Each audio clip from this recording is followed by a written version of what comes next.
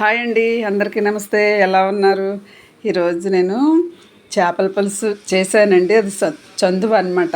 చేపలు చాలా చాలా బాగుంటాయి, ముళ్ళు కూడా తక్కువగా ఉంటాయి. చాలా టేస్ట్గా ఉంటుంది ఈ చందువ చేప. ఇది ఎలా తయారు చేసుకోవాలో ఇప్పుడు చూసేద్దాము.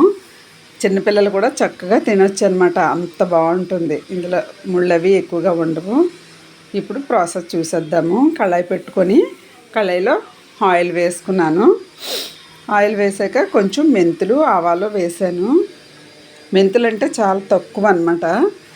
ఆవాలు ఒక పావు టీ స్పూన్ వేసాను. ఇవి ఫ్రై చేసుకోవాలి. ఫ్రై చేసుకున్నాక కొంచెం ఫ్రై అయిన తర్వాత ఆనియన్స్ చిన్నగా ముక్కలు కట్ చేసుకొని వేసుకున్నాను. అది వేగిన తర్వాత అల్లం వెల్లుల్లి పేస్ట్ వేస్తున్నాను. కొంతమంది అల్లం వెల్లుల్లి పేస్ట్ వేసుకోరు, కానీ అల్లం వెల్లుల్లి పేస్ట్ వేసుకుంటే ఇంకా బాగుంటుంది. ఇలా అల్లం వెల్లుల్లి పేస్ట్ కూడా పచ్చివాసన పోయేటంత వరకు ఫ్రై చేసుకోవాలి. ఇలా ఫ్రై చేసుకున్నాక ఫిష్ చాలా చాలా రకాలుగా వండుకోవచ్చు, కానీ ఈ టేస్ట్ అయితే చాలా బాగుంటుంది. మామిడికాయ కూడా వేసుకుంటే చాలా బాగుంటుంది అన్నమాట. ఇలా అల్లం వెల్లుల్లి కూడా బాగా ఫ్రై అయిపోయింది చూడండి. ఇప్పుడు టమాటా వేస్తున్నానండి. ఒక టమాటా. ఈ టమాటా మగ్గించుకోవాలి, ఎందుకంటే గ్రేవీ కూడా చేశాను. ఆనియన్స్ అలాగే టమాటా గ్రేవీ చేశాను, కానీ ఈ ముక్కలు అక్కడక్కడ తగులుతూ ఉంటే బాగుంటాయి అన్నమాట. ఇదిగో టమాటా ఆనియన్స్ గ్రేవీ చేసిందనమాట. ఇప్పుడు మొత్తం ఆయిల్లో ఫ్రై చేసేసుకోవాలి. అల్లం వెల్లుల్లి పేస్ట్ వేస్తే కొంచెం అంటుకుంటుంది. అది ఇలాగ కలుపుతూ మనం చేసుకుంటే అంటుకోదన్నమాట. ఇలా ఆయిల్లో మొత్తం ఆ పేస్టు అన్నీ అయిపోవాలి. ఇప్పుడు కొంచెం కరివేపాకు వేసాను.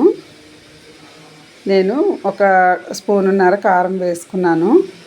ఇది కొంచెం పెద్ద స్పూనే కాబట్టి నాకు సరిపోద్ది. ఆల్రెడీ ముక్కలకి కొంచెం ఉప్పు కొంచెం కారం పట్టించాను, అందుకని ఈ కారం సరిపోద్ది అనమాట. ఇప్పుడు టేస్ట్కి సరిపడా సాల్ట్ కూడా వేసేసుకుందాము. టేస్ట్కి సరిపడా సాల్ట్ వేసేసాను. కొంచెం ధనియాల పొడి జీలకర్ర పొడి కూడా వేసాను. ఇది మొత్తం ఫ్రై చేసేసుకోవాలి ఆయిల్లో. ఇలా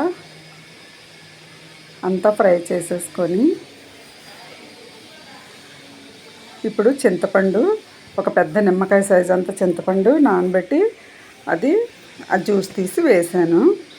ఇప్పుడు మనం ఈ చింతపండు పులుసు మరగబెట్టుకోవాలి. అదే ఫిష్తో మరగబెట్టుకున్నాం అనుకోండి ఎక్కువ ఉడికిపోతాయి. ఇప్పుడు మూత పెట్టి మగ్గించుకుందాం. ఇప్పుడు మూత తీసి చూస్తే చూడండి మరిగింది కదా.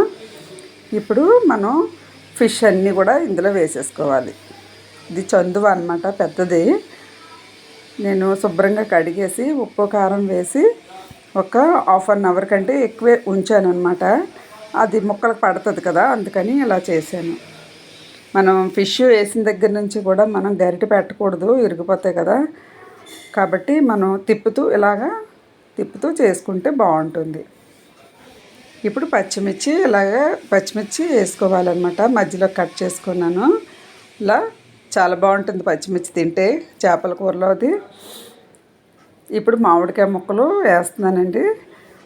ఈ మామిడికాయ ముక్కలు వేయడం వల్ల కూడా టేస్ట్ సూపర్గా ఉంటుంది అన్నమాట. మనం ఈ సీజన్లో మామిడికాయలు ఉంటాయి కాబట్టి మనం వాడుకోవచ్చు. మూత పెట్టేసి ఇప్పుడు తీసి చూద్దాము. చూడండి చక్కగా అయింది కదా. ఇప్పుడు కొత్తిమీర కొంచెం వేసాను, స్కిప్ అయింది.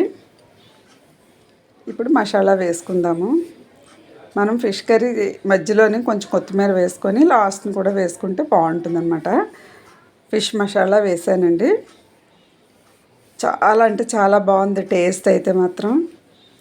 ఇప్పుడు మూత పెట్టుకొని ఒక 2 minutes సిమ్లో పెట్టుకొని చేశాను. చూడండి ఇప్పుడు కొత్తిమీర వేసేస్తున్నాను. ఇదిగోనండి ఫిష్ కర్రీ బాగుంది కదా.